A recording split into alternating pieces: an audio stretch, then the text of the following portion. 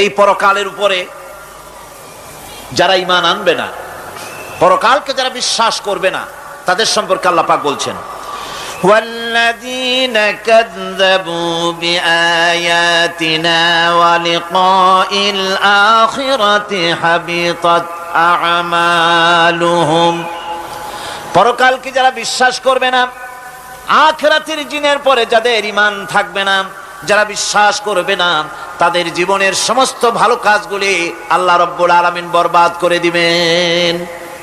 তাদের জীবনের কোনো কাজের কোনো মূল্য নাই, সমস্ত কাজগুলি নিষ্ফল, বেকার, যারা নাকি পরকালকে বিশ্বাস করবে না।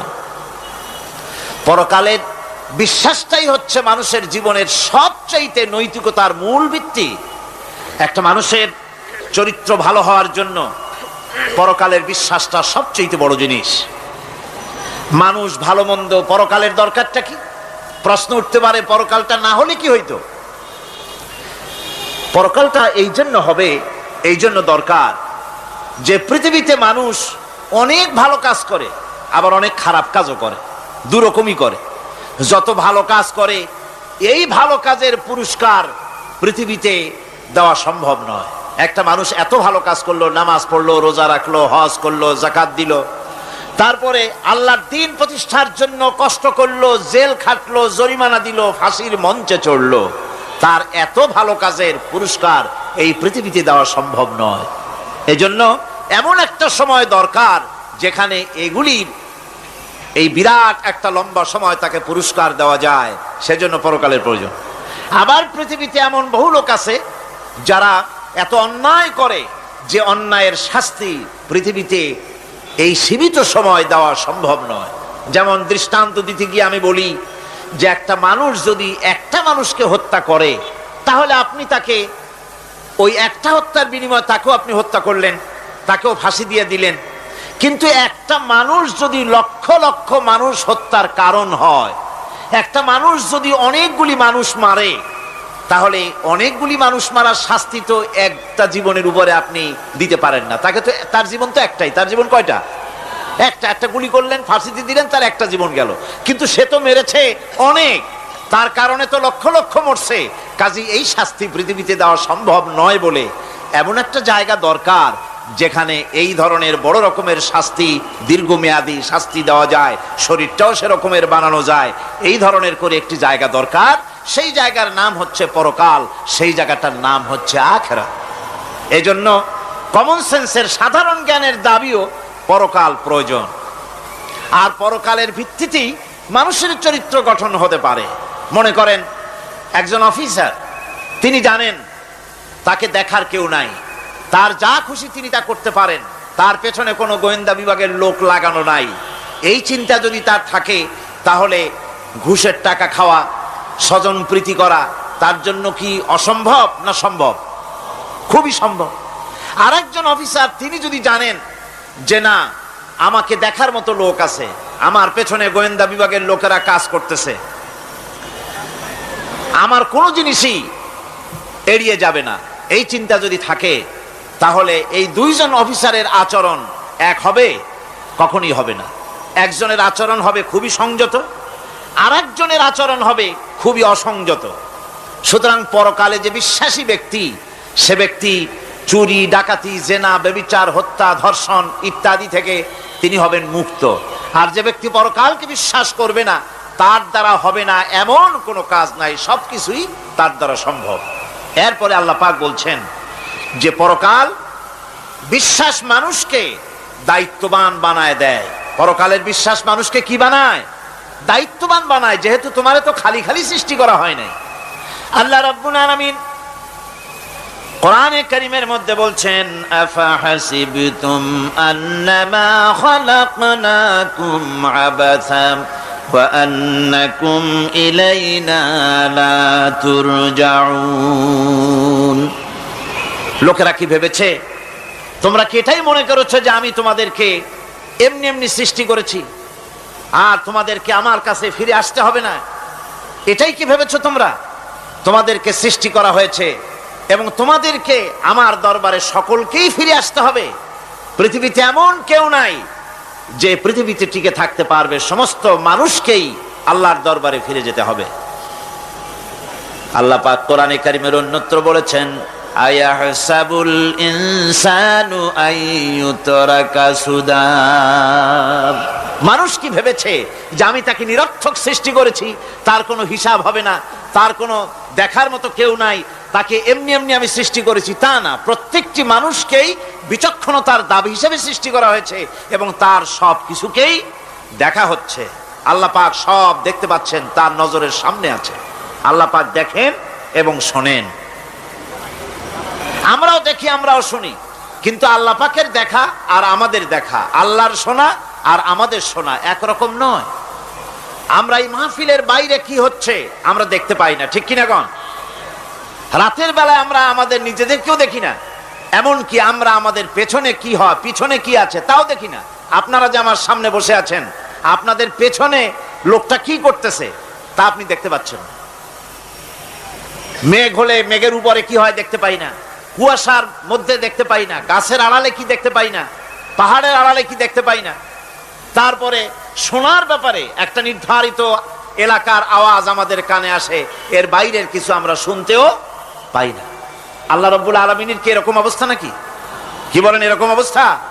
আল্লাহ সব দেখতে পান, সব শুনতে পান, এমন তার চোখের সামনে কোন অবস্ট্রাকশন নাই, তার চোখের সামনে কোনো জিনিস অন্তরায় হয়ে দাঁড়াতে পারে না। কেউ কোনো জিনিস তার চোখের সামনে বাধার সৃষ্টি হতে পারে না।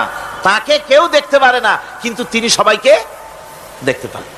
লা তুদরিকুহুল আবসার, তাকে কোনো দৃষ্টিশক্তি তাকে দেখতে পাবে না।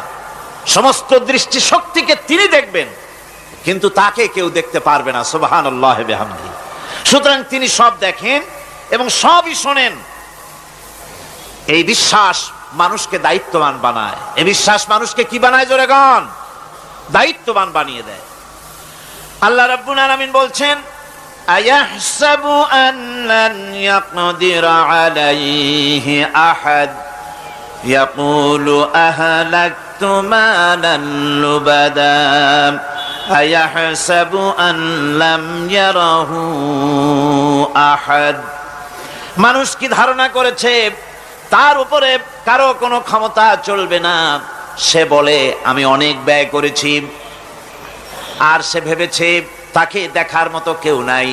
আল্লাহ পাক বলেন, দেখার জন্য অবশ্যই একজন আছেন, তিনি হচ্ছেন আল্লাহ রাব্বুল আলামিন। কে দেখতে পান? জোরে সরে বলেন, কে দেখতে পান? আল্লাহ পাক সব দেখেন, সব শোনেন। এমনকি সমুদ্রের অতল তলদেশে কোন পাথরের সাথে লাগানো, বালু কণার সঙ্গে লাগানো ছোট্ট একটি পোকা, যা মাইক্রোস্কোপ যন্ত্র ছাড়া দেখা যায় না, এমন ছোট্ট পোকাটিও যদি চিৎকার মারে ক্ষুধার যন্ত্রণায় বা পেটের যন্ত্রণায় বা কষ্টে পড়ে কোনো চিৎকার যদি মারে, সমুদ্রের কেউ শোনার কথা নয়, জমিনের উপরে কেউ শোনার কথা নয়, অন্তরিক্ষের কারো শোনার কথা নয়। আল্লাহ রাব্বুল আলামিন বলেন, সেই ক্ষীণ আওয়াজটুকুনো তোমার আল্লাহ পাক শুনতে পান। সব তিনি শুনতে পান এবং দেখতে পান, তার চোখের সামনে সব রয়েছে। সুতরাং আসল কথা হচ্ছে, মানুষেরা পরকালের চাইতে দুনিয়ার গুরুত্ব দেয় বেশি। বাল তুসিরুনাল হায়াতাদ দুনিয়া ওয়াল আখিরাতু খায়রুন ওয়া আবকা। তোমরা পার্থিব জীবনকে অগ্রাধিকার দিয়েছো, আর পরকাল হচ্ছে উত্তম এবং স্থায়ী। পরকাল হচ্ছে উত্তম। পৃথিবী একটা নিকৃষ্ট জায়গা, একটা ছোট্ট জায়গা পৃথিবী। এটার আরবি হচ্ছে কি বলুন তো? পৃথিবীর আরবি কি? দুনিয়া। এটাকে দুনিয়া, দুনিয়া শব্দটা এসেছে আদনা শব্দ থেকে, তুচ্ছ, নিকৃষ্ট, এটার কোনো দাম নাই। আর এই জন্য হাদিস শরীফে এসেছে যে এই পৃথিবীর মূল্য যদি আল্লাহর কাছে মশার ডানা তুল্য যদি হতো, তাহলে কাফেরকে এক ঢোক পানি আল্লাহ পাক গিলতে দিতেন না। আল্লাহর দৃষ্টান্তটা, হাদিস শরীফের দৃষ্টান্তটা লক্ষ্য করেছেন? এই পৃথিবীর মূল্য যদি একটা মশার ডানার তুল্য যদি হতো, আপনাকে কেউ যদি 1 লক্ষ মশার ডানা যদি কেউ আপনাকে জোগাড় করে দেয়, আপনি কয় টাকা দিয়ে কিনবেন? কোন কথা বলতেছেন না, খুব আগ্রহ আছে কেনার নাকি? 4 আনে দিও, 4 পয়সা দিও আপনারা কেউ কিনবেন না, যেহেতু মশার ডানা 10 কোটি ডানা আনি জোগাড় করে দেন, নদী করবোটা কি? কাজী দৃষ্টান্তটা লক্ষ্য করুন যে এই পৃথিবীর মূল্য যদি আল্লাহ পাকের কাছে একটা মশার ডানার তুল্য যদি হতো, তাহলে আল্লাহ রাব্বুল আলামিন কাফেরকে এক ঢোক পানি গিলতে দিতেন না। তার মানে এটার কোনো দাম নাই। তো যেটার দাম নাই সেটার দাম আমরা খুব বেশি দিয়েছি। আর পরকাল হচ্ছে স্থায়ী, চিরস্থায়ী জায়গা, সেই চিরস্থায়ী জায়গার আমরা মূল্য দেই নাই। যেমন আমরা দেহের মূল্যটা বেশি দেই, আত্মার মূল্যটা কম দেই। দেহটারে সাজাই বেশি। এই দেহটার জন্য দেখছেন অবস্থা, শীতকালে কত ক্রিম মাখে, পায়ে ভ্যাসলিন মাখে, মুখে ক্রিম মাখে, হাতে জেলি মাখে, তারপরে ঠোঁটে আরো কিছু মাখে, এরপরে এতগুলি মাইখা তারপরে জামা কাপড় সেন্ট আতর কত কিছু সমানে মাখতে থাকে শরীরের জন্য, এত যত্ন। তারপরে ভুরি ভোজন পাইকারি দরে খায়, জনমের মতো খায়, খাওয়ার চোটে পেট যায় একদিক, পাছা যায় আর একদিক, মাথা যায় আর একদিক, আস্তে আস্তে দুমবার সাইজ হয়ে যায় মানুষের বডিটা। যেই শরীরটার কোনো দাম নাই, কোনো মূল্য নাই। আপনারা সত্য করে বলেন, দামটা কার? শরীরের দেহের দাম বেশি না আত্মার দাম বেশি? কোনটার দাম? কার দাম? আত্মাটার দাম বেশি। এটা মুখ দিয়ে বললেন, কিন্তু আসলে মনের কথা হইলে আত্মারে আপনারা কিছু খাইতে দিতেন। আত্মাকে তো কিছু খেতে দেওয়া হয় না, দেহটারই। আত্মাটার দাম যদি বেশি না হবে, মানুষ মরে গেলে পরে যায়টা কি? চোখ আছে, কান আছে, মুখ আছে, হাত আছে, পা আছে, সবই তো রয়ে গেল। গেলটা কি? কি যাওয়ার কারণে? প্রাণের সন্তান, কলিজার টুকরা সন্তান বলে, মা বাবার কাছে আমার যেতে ভয় করে। ছোট্ট বাচ্চা বাবার কাছে যেতে চায় না, প্রাণীদিকা স্ত্রীও যেতে চায় না। মা বাবা আত্মীয় স্বজন সবাই বলে, তাড়াতাড়ি বিদায় করো, তাড়াতাড়ি বিদায় করো। কি যাওয়ার জন্য? কি ছিল মূল্যবান জিনিস, আর ওইটা যাওয়ার জন্যই পরিণতি হলো, সেটার নাম হলো রুহু।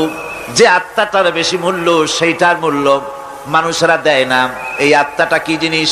আল্লাহ পাক নবীর কাছে প্রশ্ন করা হয়েছে রূহ সম্পর্কে, আল্লাহ তার জবাব দিয়েছেন, ওয়াইয়াস আলুনাকা আনির রূহ কুলির রূহু মিন আমরি রাব্বি। নবী হে, আপনাকে প্রশ্ন করা হয় রূহ কি জিনিস, আপনি বলুন এটি হচ্ছে আল্লাহর হুকুম। আল্লাহর একটা হুকুম মানুষের ভিতরে কাজ করে। এটা এতই গুরুত্বপূর্ণ, ওটা থাকলে আমরা বাঁচি, ওটা না থাকলে আমরা মরে যাই। এখন যেটার গুরুত্ব বেশি সেটাতে খাইতে দেই না, সেটার জন্য কোনো যত্ন নাই, খোঁজ নাই, খবর নাই। সকালবেলায় ব্রেকফাস্ট, নাস্তা, লাঞ্চ, ডিনার, বিকালের চা, ফলারি, কোনো জিনিসের অভাব নাই, সমানে খায় আর সমানে শরীরটারে বাঁচায়। আর যেটার কারণে বডিটা বাঁচে তার কোনো খোঁজ খবর নাই। ওটারেও কিছু খাবার দিতে হবে। ওটারে কি খাওয়াবেন? ওটাই কি ফুলকপি খাবে? শীতের দিনে লাল শাক খাবে? লট্টা মাছ খাবে নাকি? খাবে না। রূপচান্দাও খাবে না।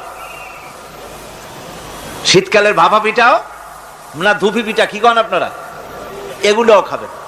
সুতরাং এই যে শরীর, আপনার আত্মাটা, ওরে খাইতে দিবেন কি? ও কচু খায় না, মূলাও খায় না, দুধও খায় না, পনিরও খায় না, ঘিও খায় না, মাছ গোশতও খায় না। যেহেতু এই আত্মাটা এসেছে রুহের জগৎ থেকে, তাই ওর খাদ্য এই পৃথিবীতে বানানো হয় নাই। দেহ তৈরি হয়েছে মাটি থেকে, মাটির উপাদান দিয়ে, সেজন্য তার খাদ্য বানানো হয়েছে মাটির উপাদান দিয়ে। আর আত্মা যেহেতু এসেছে আল্লাহর কাছে থেকে, রুহের জগৎ থেকে, সেজন্য আল্লাহ রাব্বুল আলামিন আত্মার খাদ্য পাঠিয়েছেন লৌহ মাহফুজ থেকে। খাদ্যের নাম হচ্ছে তেলাওয়াতে কোরআন। তেলাওয়াতে কোরআন। কোরআনে কারীম তেলাওয়াতে আত্মার সমৃদ্ধি হতো। কোরআনে কারীমের তেলাওয়াত, অনুধাবন, এর দ্বারা আত্মার সমৃদ্ধি হতো। যেহেতু কোরআন হচ্ছে রুহের খোরাক, সেই খোরাক দেওয়া হচ্ছে না তাকে। কাজে আমি বলতেছিলাম যে যে জিনিসের মূল্য বেশি আমরা তার মূল্য দিতে জানি না, যেটার মূল্য কম সেটার মূল্য দেই বেশি। অনুরূপ ভাবে এই পৃথিবীর কোনো দাম নাই, আল্লাহ পাক বলছেন, সেই জিনিসটার মূল্য আমরা বেশি দিলাম, আর পরকালের চিন্তা আমাদের দিল থেকে উবে গেল। এই জন্য আল্লাহ রাব্বুল আলামিন বলেন, ইন্নাল্লাযীনা লা ইউমিনুনা বিল আখিরাতি যায়্যান্না লাহুম আ'মালাহুম ফাহুম ইয়ামাহুন। যারা পরকালের প্রতি ঈমান আনে না, পরকালকে যারা বিশ্বাস করে না, তাদের ক্রিয়াকাণ্ডকে তাদের কাছে চিত্তাকর্ষক বানায় দেওয়া হয়, আর এভাবে তারা পথভ্রষ্ট হয়ে যায়। দুনিয়া তাদের কাছে বেশি মজা লাগে, দুনিয়াটা বেশি ভালো লাগে। কয় হুজুর তাফসীরের মাহফিল ভালো লাগে, আবার যখন কীর্তন শুনতে যাই, সিনেমা দেখতে যাই, তাও খারাপ লাগে না, তাও ভালো লাগে। মিলাদ শরীফও ভালো লাগে, কীর্তনও ভালো লাগে, ওয়াজ মাহফিলও ভালো লাগে, গানও ভালো লাগে, সিনেমাও ভালো লাগে। এই যে দুই জিনিস ভালো লাগে, এটা হলো মুনাফিকি রোগ। এটা কি রোগ বলেন না সবাই? এটা কি রোগ? মুনাফিকি রোগ। ঈমানের স্বাদ যখন নষ্ট হয়, তখন এই অবস্থার সৃষ্টি হয়। বিষাক্ত সাপ যখন মানুষকে দংশন করে, রাতের অন্ধকারে বিষাক্ত সাপে মানুষকে দংশন করেছে, ওঝা আনা হলো। ওঝা এসে সর্বপ্রথম টেস্ট করবে যে সাপটা কি বিষাক্ত না এমনি সাধারণ সাপে তাকে দংশন করেছে, সাপটা কি ধরনের। এটা টেস্ট করার জন্য সাপে কাটা রোগীর মুখে ওঝা মুখের মধ্যে খুব ঝাল মরিচ অথবা লবণ এটা দেয়। দিলে পরে সে যদি বলে পানি পানি লাগে, খুব ঝালওয়ালা মরিচ কিন্তু মুখে পানি পানি লাগে, বুঝতে হবে বিষাক্ত সাপে কামড়িয়েছে। আর যদি ঝালকে ঝাল বলে, লবণকে লবণ বলে, তিতকে তিতো বলে, তাহলে বোঝা যাবে বিষাক্ত সাপে কামড়ায় নাই। তো বিষাক্ত সাপের প্রধান আলামত হলো এই, বিষাক্ত সাপে যখন মানুষকে কাটে, তখন তার প্রথম বিষক্রিয়া হচ্ছে তার রক্তকে জাম করে দেয় আর জিহ্বার স্বাদকে নষ্ট করে দেয়। এই পৃথিবীতে যত বিষাক্ত সাপ আছে, সবচাইতে মারাত্মক আর বিষাক্ত সাপ হচ্ছে শয়তান। সবচাইতে বিষাক্ত সাপ কি? এই শয়তান যাকে ওয়াসওয়াসা দেয়, শয়তান যাকে দংশন করে, শয়তান যারে ফুটবল বানাতে পারে, সর্বপ্রথম তার ঈমানের স্বাদ নষ্ট করে দেয়। তখন আখিরাত ভালো লাগে না, তখন মসজিদ ভালো লাগে না, তখন ওয়াজ মাহফিল ভালো লাগে না, তাফসীর মাহফিল ভালো লাগে না, তখন সিনেমা পছন্দ হয়, গান পছন্দ হয়, মেলা পছন্দ হয়, সাংস্কৃতিক অনুষ্ঠান, নাচ, উল্টোপাল্টা কাম, এই সমস্ত পছন্দ হয়। আল্লাহর ইসলাম ভালো লাগে না, পছন্দ হয় না। আল্লাহ পাক বলেন, পরকালকে যারা অস্বীকার করে, তাদের মনের তাদের জন্য এই দুনিয়াটাকেই তাদের সামনে চিত্তাকর্ষক, তাদের ক্রিয়াকাণ্ডকে চিত্তাকর্ষক করে দেওয়া হয়, আর এর ভেতরেই তারা পড়ে থাকে। ফলে এই সব পরকালে অবিশ্বাসী লোকগুলি অহংকারী হয়। তারা কি হয়? আল্লাহ পাক বলেন, فالذين لا يؤمنون بالآخرة قلوبهم منكرة وهم مستكبرون। পরকালের প্রতি যারা ঈমান আনে না, পরকালকে যারা বিশ্বাস করে না, তাদের মন সত্য কথাকে অস্বীকার করে, আর এই লোকগুলি অহংকারী হয়ে যায়, ধরাকে সরাক জ্ঞান করে। কি হনুরে এই অবস্থার সৃষ্টি হয়ে যায়। সে মনে করে যে পৃথিবী আমার, উলট পালট করে দে মা, লুটে পুটি খাই। পরকালে বিশ্বাস নাই, যা খুশি সে তখন তা করতে থাকে এবং অহংকারী হয়ে যায়। পরকালীন জীবনের অস্বীকৃতি আজকে নতুন কিছু নয়। আজও এক শ্রেণীর লোক আছে যারা বলে পরকাল বলে কিছুই নাই। আল্লাহ সম্পর্কে বলে দেয়ার ইজ নো গড, স্রষ্টা বলতে কিছু নাই। পরকালকেও বিশ্বাস করে না এমন লোক আমাদের দেশে আছে কিনা? কোন জোরে কোন আছে কিনা? যথেষ্ট তৈরি হয়েছে এবং বর্তমান সময় বেশি তৈরি হয়েছে। অতীতের কোন সময় ইসলাম আর মুসলিম সেন্টিমেন্ট এত আহত হয় নাই যত এই কয়েক বছরের মধ্যে হয়েছে, ঠিক কিনা? পরকালকে অস্বীকার করেছে, কোরআন শরীফকে আগাগোড়া সংশোধনের কথা বলেছে, আল্লাহকে মিথ্যাবাদী বলেছে। নাউজুবিল্লাহ পড়েন না কেন? নাউজুবিল্লাহি মিন যালিক। আল্লাহকে মিথ্যাবাদী বলা হয়েছে, কোরআনের সংশোধনের দাবি উঠেছে। মাদ্রাসার ভেতরে ডাকাত দুষ্ট পয়দা হয় বলা হচ্ছে। এভাবে করে তারা আল্লাহকে অস্বীকার করেছে, কোরআনকে অস্বীকার করেছে, পরকালকে অস্বীকার করছে। পরকালকে সেই অতীতের যুগের কাফেররাই অস্বীকার করে নাই, বর্তমান যুগেরও এক শ্রেণীর লোকেরা, তারা আবার মুসলমান নামধারী, নাম মুসলমানি নাম লাগানো আছে, পরকালকে তারা অস্বীকার করছে। এদের ভিত্তি হচ্ছে এই, তারা বলে ইন হিয়া ইল্লা হায়াতুনাদ দুনিয়া ওয়া মা নাহনু বিমাবউসিন। তারা বলে এই দুনিয়ার জীবনটাই একমাত্র জীবন, এই দুনিয়ার জীবনই হলো একমাত্র জীবন, আমরা আর উঠবো না পরকালে, পরকাল বলে কিছুই নাই, পরকাল বলে কোনো জিনিস নাই, আমাদেরকে কিয়ামতে আল্লাহর দরবারে ওঠা লাগবে না। সুতরাং তারা ওমর খৈয়ামের মুরিদ হয়ে যায়। তারা বলতে থাকে, এই বেলা ভাই মদ খেয়ে নাও, কাল নিশীতের ভরসা কই, চাঁদনি জাগিবে যুগ যুগ ধরি, আমরা তোমার রবনাশ হই। যত পারো মদ খাও, নগদ যা পাও হাত পেতে নাও, বাকির খাতায় শূন্য থাক। দূরের বাদ্য কি লাভ শুনে, মাঝখানে যে বেজায় ফাঁক। কোথায় কিয়ামত আর কোথায় পরকাল, কোথায় বিচার, কোথায় হাসর, কোথায় সিরাত, কোথায় মিজান, আর মাঝখানে টাটকা সুখগুলো ছাড়িয়ে দেবে একটা কথা, মাঝখানের এই টাটকা সুখগুলি গ্রহণ করো, মজা করো।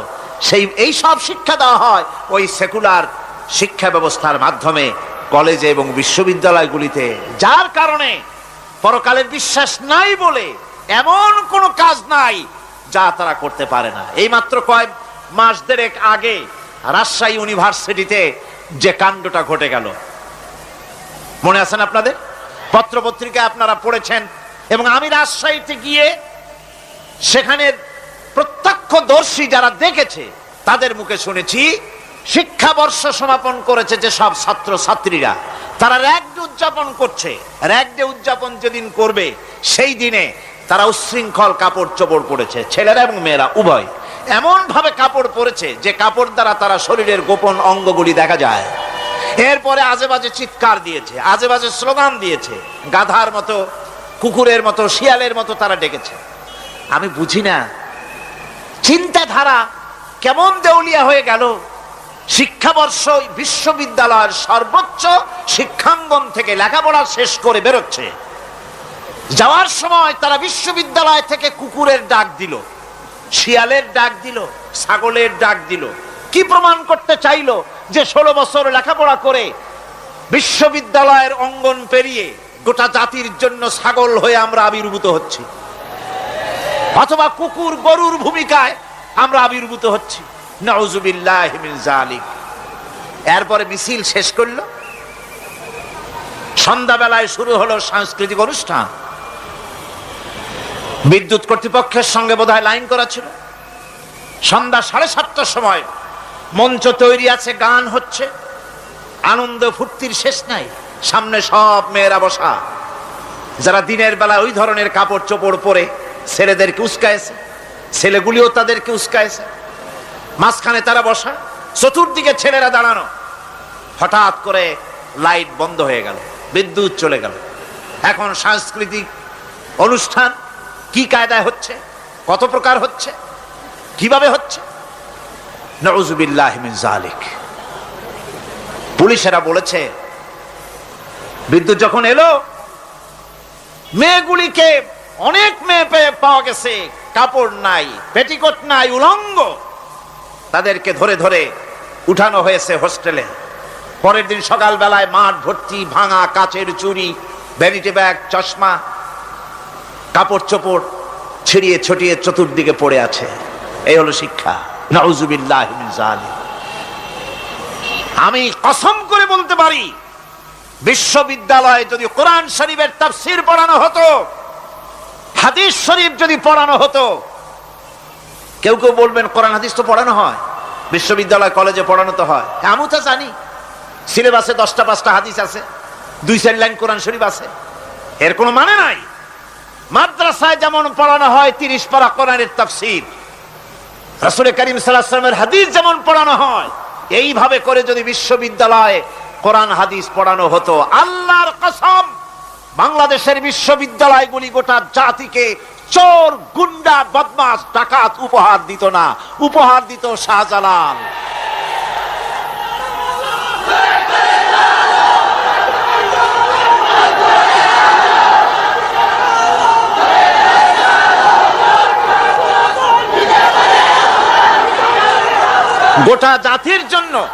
গোটা জাতির জন্য বিশ্ববিদ্যালয় সমূহ উপহার দিতে পারত। উপহার দিত শাহ মখদুম, শাহজালাল, খান জাহান আলী, উপহার দিতে পারত খাজা মঈনুদ্দিন চিশতি, উপহার দিতে পারত খালিদ বিন ওলীদ, উপহার দিত সালাউদ্দিন আইয়ুবী। আল্লাহ পাক তাদের সকলের প্রতি রহম করুন, জোরে কোন আমিন। এরকম উপহার গোটা জাতিকে তারা দিতে পারতো, কথা ঠিক কিনা গণ? সুতরাং পরকালকে অস্বীকার করাই হচ্ছে এর মূলভূত কারণ, সেকুলার শিক্ষা ব্যবস্থা হচ্ছে এর মূলভূত কারণ। এই জন্য কোরআনে কারীম আল্লাহ পাক বলছেন, লাইসাল বিররা আন তুওয়াল্লু ওয়ুজুহাকুম কিবালাল মাশরিকি ওয়াল মাগরিব, পূর্ব পশ্চিমে কয়বার মাথা ঘুরালা, এইটাই তোমার পুণ্যবান সৎ কাজ হওয়ার এটা নমুনা নয়। প্রকৃতপক্ষের সৎ কাজ হচ্ছে আল্লাহ বিশ্বাস করা এবং পরকালে বিশ্বাস ভিত্তিক জীবন গড়া। ওই কাফেরেরা বলতো, وقالوا ما هي إلا حياتنا الدنيا نموت ونحيا وما يهلكنا إلا الدهر।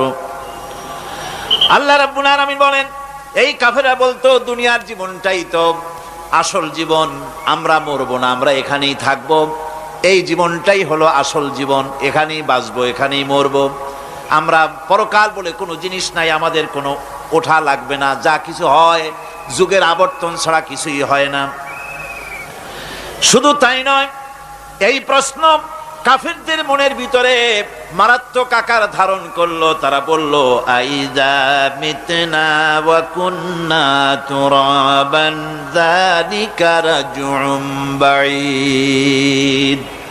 আমরা মাটির সাথে মিশে যাব, আমরা মরে যাব, মাটির সঙ্গে মিশে যাব, তারপরে আমাদেরকে জীবিত করা হবে, এটা তো জ্ঞান বহির্ভূত কথা, এটা তো মাথায় ঢোকে না, কথাটা কেমন? তারা এভাবে অনেক প্রশ্ন করত। وقالوا أئذا كنا عظاما ورفتا أئنا لمبعوثون خلقا جديدا। আমরা মরে যাব, গলে যাব, পচে যাব, হাড্ডি গুড্ডি মাটির সাথে মিশে যাবে, এরপরে আমাদেরকে নতুন করে সৃষ্টি করা হবে, এটা জ্ঞান বহির্ভূত কথা, এটা মাথার মধ্যে আসে না। কে আমাদেরকে চিন্তা করবে মরে যাওয়ার পর? আল্লাহ রাব্বুল আলামিন বলছেন, দেখো আল্লাহ পাক কোরআনে কারীমের ভিতরে যুক্তি দিয়ে বুঝাচ্ছেন যে অবশ্যই তোমাদেরকে আবার জিন্দা করা হবে, তোমাদেরকে উঠতে হবে। তোমরা এই পৃথিবীর অবস্থা পর্যবেক্ষণ করো, তাকায় দেখো আকাশের দিকে, জমিনের দিকে লক্ষ্য করে দেখো। أولم ينظروا في ملكوت السماوات والأرض। তারা কি আসমান এবং জমিনের ব্যবস্থাপনা সম্পর্কে চিন্তা ভাবনা করে না? ওই বিরাট আকাশটাকে যে আল্লাহ রাব্বুল আলামিন তৈরি করলেন, এই জমিনটাকে যিনি তৈরি করলেন, তিনি কি তোমাকে মৃত্যুর পরে তিনি কি জিন্দা করবেন না? তিনি কি জিন্দা করতে পারবেন না? কেমনে তোমরা অস্বীকার করতে পারো? দুনিয়ার ব্যবস্থাপনা এবং এই পৃথিবীর আকাশ এবং জমিনের ব্যবস্থাপনা সম্পর্কে তোমরা চিন্তা ভাবনা করে দেখো, অবশ্যই আল্লাহ রাব্বুল আলামিন তোমাদেরকে আবার জিন্দা করবেন। وكأي من آيات في السماوات والأرض يمرون عليها وهم عنها معرضون। আসমান জমিনে বহু নিদর্শন পড়ে আছে যেগুলি তারা অতিক্রম করে যায়, অথচ সে সম্পর্কে তারা মোটেই চিন্তা ভাবনা করে না। চিন্তার বহু বিষয় আল্লাহ পাক এই পৃথিবীতে রেখেছেন। যারা চিন্তাশীল, যারা জ্ঞানবান, তারা এর দ্বারা বুঝতে পারে। আল্লাহ রাব্বুল আলামিন বলছেন, ইন্না ফি খালকিস সামাওয়াতি ওয়াল আরদি ওয়া ইখতিলাফিল লাইলি ওয়ান নাহার লাআয়াতিন লিউলিল আলবাব। নিশ্চয়ই আকাশ সৃষ্টি এবং জমিন সৃষ্টির ব্যাপারে আর রাত আর দিনের পরিবর্তনের ব্যাপারে যারা জ্ঞানবান তাদের জন্য নিদর্শন রয়েছে। যারা জ্ঞানবান তাদের জন্য চিন্তার বিষয়বস্তু রয়েছে। গবেষণা করো, চিন্তা করো, এই পৃথিবীতে আল্লাহ পাক যা কিছু সৃষ্টি করেছেন তার পক্ষে আবার তোমাদেরকে সৃষ্টি করা মোটেই অসম্ভব নয়। পরকালীন জীবনের সম্ভাবনা সম্পর্কে কোরআন অবিশ্বাসীদেরকে বলছে, দেখো আল্লাহুল্লাযী রাফা'আস সামাওয়াতি বিগাইরি আমাদিন তারাউনাহা সুম্মা ইসতাওয়া আলাল আরশ। সে আল্লাহ তোমাদের নিকট দৃশ্যমান স্তম্ভ ছাড়াই ওই বিশাল আকাশটা তৈরি করেছেন। যারা পরকাল আছে বলে উঠতে হবে একথা যারা বিশ্বাস করে না, তাদের ব্যাপারে আল্লাহ পাক এই যুক্তি দিচ্ছেন, দেখো এই বিশাল যে আকাশটা, এই আকাশে কোনো খুঁটি আছে? কথা বলেন না কেন? এই আকাশে কোনো খুঁটি আছে? কোন রকমের খুঁটি ছাড়াই ওই বিশাল আকাশটা কে বানিয়েছেন? জোরে চিৎকার দিয়ে বলেন, কে বানাইছেন? এই যে শামিয়ানা, একটা বিশাল প্যান্ডেল, এই প্যান্ডেলে খুঁটি আছে না নাই? শুধু আছে না, একটা দুইটা না, জনমের মতো খুঁটি আছে। চতুর্দিকে তাকায় দেখে কত খুঁটি। এতটুকু একটা শামিয়ানায় শত শত খুঁটি লাগতেছে কাপড়টা ধারণ করবে বলে। কি ধারণ করবে? কাপড়। আর অত বড় বিশাল আকাশ, সে আকাশটার কোনো খুঁটি আছে? আল্লাহ পাক বলছেন কোন দৃশ্যমান খুঁটি ছাড়াই এত বড় বিশাল আকাশটা তোমার মাথার উপরে দাঁড়িয়ে আছে এবং আল্লাহ পাক আরশের উপরে দীপ্তমান হয়ে আছেন। এগুলি দেখেও কি তোমার মাথার মধ্যে কোনো চিন্তা আসে না যেটা কি করে সম্ভব হলো? অনেকে তো এমন আছে শিক্ষিত লোক, তারা আবার বলে কি, কয় যে না আকাশ বলে কিছু নাই, ওই অনেক দূরে তো সেই জন্য নীলে নীলে দেখা যায়, আসলে কিছু নাই। আকাশ, কোরআনে কারীমের মধ্যে আকাশ সম্পর্কে যে কথা বলা হয়েছে, বিশাল, যার কোনো কুল নাই কিনারা নাই, মহাশূন্য। আমি সামনে বলবো আকাশ সম্পর্কে কথা আসতেছে। আল্লাহ পাক বলছেন দেখো ওই বিশাল আকাশটাকে আমি সৃষ্টি করে রেখেছি, কোনো খুঁটি লাগাই নেই। তোমার মতো একটা ছোট্ট মানুষ সৃষ্টি করেছি, মরে যাওয়ার পর মাটির সাথে মিশে যাবা, আবার তোমাকে যে আমি উঠাবো এ ব্যাপারে তোমার চিন্তার মধ্যে দুর্বলতা আসলো কেন যে সেই আল্লাহ রাব্বুল আলামিন তোমাকে উঠাতে পারবেন না? وسخر الشمس والقمر كل يجري لأجل مسمى। তিনি চন্দ্র সূর্যকে আজ্ঞাবর্তী করেছেন, প্রত্যেকেই তার নির্দিষ্ট সময় সীমা মতো চলাফেরা করতেছে। তুমি তো ছোট একটা মানুষ, অত বড় বিশাল সূর্যটা, বিরাট চন্দ্রটা সব গতিমান, আল্লাহর হুকুমে সব চলাফেরা করতেছে, কত ঠিক কিনা? এই সবগুলি আল্লাহ রাব্বুল আলামিন দুনিয়ার মানুষের সামনে তুলে ধরেছেন। তাকায় দেখো, নজর করে দেখো, এই সুন্দর করে জমিন ও আসমানকে সৃষ্টি করেছি, চাঁদ সূর্যকে সৃষ্টি করেছি। এবার লক্ষ্য করো, আনতুম আশাদ্দু খালকান আমিস সামাউ বানাহা। তোমাদের সৃষ্টি করা বেশি কঠিন না ওই বিশাল আকাশটাকে তৈরি করা বেশি কঠিন? কোনটা বেশি কঠিন? অত বড় বিশাল আকাশটাকে যিনি সৃষ্টি করলেন, তিনি তোমার মতো মানুষকে সৃষ্টি করতে পারবেন না? আবার যিনি একবার বিনা মডেলে তোমাকে তৈরি করলেন, আল্লাহ কি সুন্দর দৃষ্টান্ত দিচ্ছেন, আনতুম আশাদ্দু খালকান আমিস সামাউ বানাহা। তোমারে কঠিন তৈরি করা বেশি কঠিন, ওই বিশাল আকাশটাকে বেশি তৈরি করা বেশি কঠিন? অত বড় বিরাট জিনিসটাই তো আল্লাহ তৈরি করে ফেলেছেন, বিশাল আকাশ, মহাশূন্য। আর সেই মহাশূন্যের তুলনায়, মহাবিশ্বের তুলনায় পৃথিবী কত ছোট। আমাদের সবচাইতে কাছে। বিজ্ঞানীরা হয়রান হয়ে যাচ্ছে আকাশের চিন্তা করে, মহাকাশ চিন্তা করে ক্রমান্বয়ে হয়রান হয়ে যাচ্ছে। আমাদের সবচাইতে নিকটতম যে গ্যালাক্সিটা আছে, এই গ্যালাক্সিটার ব্যাস হচ্ছে, যেটা সবচাইতে ছোট, গরিব গ্যালাক্সি, এটা বিজ্ঞানীরা বলেছে গরিব গ্যালাক্সি, দিনহীন। এই গরিব গ্যালাক্সি যেটা আমাদের সবচাইতে নিকটে, পৃথিবীর সবচাইতে কাছে, এর ব্যাস হচ্ছে, এর পরিধি হচ্ছে 1,00,000 আলোকবর্ষ সমান। 1,00,000 আলোকবর্ষ। প্রতি সেকেন্ডে আলোর গতি কত? 1,86,000 মাইল প্রতি সেকেন্ডে। প্রতি সেকেন্ডে যে আলোর গতি 1,86,000 মাইল, এর মিনিট, এর ঘন্টা, এর সপ্তাহ, এর মাস, এর বছর, এরকম 1,00,000 আলোকবর্ষ হচ্ছে সেই ছায়াপথের ব্যাস, এটার পরিধি। এটা হলো গরিব গ্যালাক্সি। আর এই গ্যালাক্সিতে বাস করে 10,000 কোটি তারকা। বিজ্ঞানীরা বলছেন যে তারকাগুলি সূর্যের চাইতে লক্ষ কোটি গুণে অনেক বড়। সুবহানাল্লাহ। তাহলে মহাকাশ সম্পর্কে চিন্তা করে মানুষ আজ অবাক হয়ে যাচ্ছে, চিন্তা হয়রান হয়ে যাচ্ছে। বার্টন রাসেল তিনি বলেছিলেন স্রষ্টার স্রষ্টাকে, স্রষ্টার স্রষ্টাকে। এর জবাব আরেকজন বিজ্ঞানী লিখেছেন যে স্রষ্টার স্রষ্টাকে এই চিন্তা তো সৃষ্টিতে করতে পারবে না। স্রষ্টার কোনো স্রষ্টা নাই। পৃথিবীতে যত স্রষ্টা আছে, মাইক যে তৈরি করেছে সেও একজন স্রষ্টা, ঠিক কিনা কোন কথা বোঝেন তো আমার? মাইক যে তৈরি করেছে সেও একটা স্রষ্টা, ওই প্যান্ডেল যে তৈরি করেছে সেও একটা স্রষ্টা, চেয়ার টেবিল যে সৃষ্টি করেছে সেও একটা স্রষ্টা। কিন্তু এরা কেউ পূর্ণাঙ্গ স্রষ্টা নয়, কারণ এই মাইকটা তৈরি করার যত উপাদান, সমস্ত উপাদান আল্লাহ রাব্বুল আলামিনের তৈরি করা। কথা ঠিক কিনা? তুমি শুধু অ্যাসেম্বল করেছো, তুমি শুধু এগুলোকে এক জায়গায় করেছো। তোমার বাপেরও ক্ষমতা নেই লোহা তৈরি করা। পারবা লোহা তৈরি করতে? আরে কথা কন না কেন মিয়া সাহেব? পারবেন লোহা তৈরি করতে?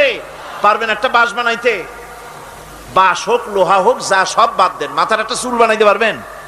পাট দিয়া রং দিয়া পরচুলা বানাইতে পারবেন, কিন্তু চুলের মতো করে একটা চুল বানাইতে পারবেন না। মানুষের শরীরে রক্তের মতো করে এক ফোঁটা রক্ত মানুষের শরীরের বাইরে বানান তো দেখি। তাহলে মানুষের যখন রক্তের প্রয়োজন হয় তখন মানুষের কাছ থেকে রক্ত ধার নেওয়া লাগতো না, ফ্যাক্টরিতে রক্ত তৈরি হয়ে থাকতো, কোনো অসুবিধা হতো না। এক ফোঁটা রক্ত বানানোর শক্তি গোটা পৃথিবীর মানুষের নয়। সুতরাং তোমরা স্রষ্টা হলেও তোমরা হচ্ছ নাকের স্রষ্টা। ধার করো, অন্যের জিনিস ধার করিয়ে বানাও। মুকাম্মাল স্রষ্টা হচ্ছেন কে? আসল স্রষ্টা কে? এরকম বললে হবে না, গায়ের সমস্ত শক্তি দিয়ে বলেন আসল স্রষ্টা কে? ওই বিজ্ঞানী বলছেন যে বার্টন রাসেল বলছে স্রষ্টার স্রষ্টাকে। স্রষ্টার স্রষ্টা তুমি খুঁজে পাবে না, তোমার মাথায় ঢুকবে না। আগে সৃষ্টি চিন্তা করো। তিনি বলেছেন একটা লবণ, একটা লবণের কণা, লবণ বলেন তো, একটা লবণের কণা, এক কণা লবণের ভেতরে যে কেলাস থাকে, এর ভিতরে যে সমস্ত উপাদান থাকে, সেই লবণের কণাগুলির মধ্যে কতগুলি উপাদান থাকে, সেই উপাদানগুলি চিন্তা করতে 1000 বার্টন রাসেলের মস্তিষ্কের প্রয়োজন। তো একটা লবণ কণার ভিতরে কি আছে সেইটাকে উদ্ধার করার জন্য যদি 1000 বার্টন রাসেলের মস্তিষ্ক লাগে, তাহলে গোটা বিশ্ব আকাশ আর জমিন যিনি সৃষ্টি করেছেন তাকে চিন্তা করা কি তোমার মগজে কুলাবে? দুনিয়ার প্রথম দিন থেকে শুরু করে কিয়ামত পর্যন্ত মানুষ, যত মানুষ এসেছে আর যত মানুষ আসবে, স্রষ্টা সম্পর্কে চিন্তা করা একটা অসম্ভব ব্যাপার। স্রষ্টার সামনে শুধু মাথাই নত করবা। তিনি কোত্থেকে এসেছেন, তিনি কে জানার দরকার নাই। তিনি আল্লাহ। তার নাম কি? মাথা নত করে দাও সামনে। তিনি আল্লাহ, সর্বশক্তিমান আল্লাহ, রব্বুল ইজ্জত ওয়াল জালাল। তিনি ছিলেন, তিনি আছেন, তিনি থাকবেন। তিনি অনন্ত, তিনি অসীম, তিনি চিন্ময়, তিনি অব্যয়, তিনি অক্ষয়, তিনি শাশ্বত, যার কোনো শুরু নাই, যার কোনো শেষ নাই। সুবহানাল্লাহ পড়ে। সুতরাং সেই মহান আল্লাহ রাব্বুল আলামিন তিনি বলছেন, বান্দারা তোমারে বানানো কঠিন না ওই বিশাল আকাশটা বানানো কঠিন? অত বড় বিশাল আকাশটাই তো আমি তৈরি করেছি।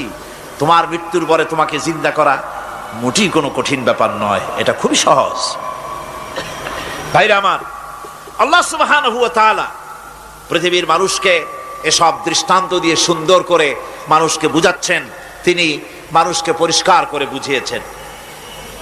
আল্লাহ পাক বলেন,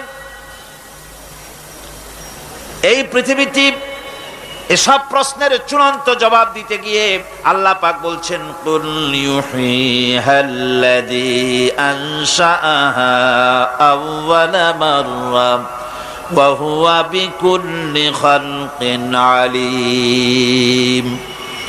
বলে দাও, তোমাদের মৃত্যুর পরে সেই আল্লাহ রাব্বুল আলামিন তোমাদেরকে জিন্দা করবেন, যিনি তোমাদেরকে প্রথমবারে তৈরি করেছিলেন। প্রথমে যিনি সমস্ত জিনিস সৃষ্টি করেছেন, ওই আল্লাহ রাব্বুল আলামিন তোমাদেরকে আবার জিন্দা করবেন। আর এসব জিনিসকে খেল তামাশার বিষয়বস্তু করে তৈরি করা হয় নাই। সমস্ত জিনিসের পেছনে বিরাট উদ্দেশ্য কাজ করেছে। একটা লক্ষ্য নিয়ে, সামনে নিয়ে, উদ্দেশ্য নিয়ে আল্লাহ তৈরি করেছেন। আল্লাহ পাক বলছেন ওয়ামা খালাকনাস সামাওয়াতি ওয়াল আরদা ওয়ামা বাইনাহুমা লাইবিন। এই পৃথিবীতে আকাশ, ওই বিশাল আকাশ এবং জমিন এবং এর মধ্যস্থিত কোন জিনিসকে আমি খামোখা তৈরি করি নাই, খেল তামাশার বিষয়বস্তু হিসাবে তৈরি করি নাই। যারা নাকি জ্ঞানবান, যারা বুদ্ধিমান, তাদের সম্পর্কে আল্লাহ বলেন আল্লাযীনা ইয়াযকুরুনাল্লাহা কিয়ামান ওয়া কুউদান ওয়া আলা জুনুবিহিম ওয়া ইয়াতাফাক্কারুনা ফি খালকিস সামাওয়াতি ওয়াল আরদ ربنا ما خلقت هذا باطلا سبحانك فقنا عذاب النار। যারা নাকি জ্ঞানবান, যারা চিন্তাশীল, যারা শুধু পাইকারি দরে খায় আর ঘুমায় না, যারা চিন্তা ভাবনা করে, তারা দাঁড়ানো অবস্থায়, বসা অবস্থায়, সব অবস্থায় আকাশ জমিন, রাত দিনের পরিবর্তন, মানব সৃষ্টি, এ সব কিছু চিন্তা গবেষণা করে বলে রব্বানা মা খালাকতা হাযা বাতিলা, এ কোনো কিছুই তুমি নিরর্থক ভাবে সৃষ্টি করনি, সবগুলোই তুমি বিশেষ উদ্দেশ্য নিয়ে তৈরি করেছো। ফাকিনা আযাবান নার, সুতরাং আমাকে জাহান্নামের আগুন থেকে তুমি রক্ষা করো, আমাকে তুমি রক্ষা করো। আমরা সবাই বলি আমিন। চিন্তাশীল এবং গবেষক যারা, তারা এভাবে চিন্তা ভাবনার মাধ্যমে এ সব কিছু তারা বুঝতে পারে যে এই পৃথিবী খেল তামাশার বিষয় নয়। এই পৃথিবীকে আল্লাহ পাক এমনি এমনি তৈরি করেন নাই, দুনিয়ার মানুষগুলিকেও খামোখা সৃষ্টি করেননি, এর পেছনে বিরাট উদ্দেশ্য কাজ করেছে এবং আমাদের সকলকেই আল্লাহ রাব্বুল আলামিনের কাছে হাজির হতে হবে। সুতরাং এই পৃথিবীতে দুনিয়ার চাইতে অগ্রাধিকার দিতে হবে আখিরাতকে। দুনিয়ার চাইতে অগ্রাধিকার দিতে হবে কোনটাকে বলেন? আখিরাতের অগ্রাধিকার দিতে হবে।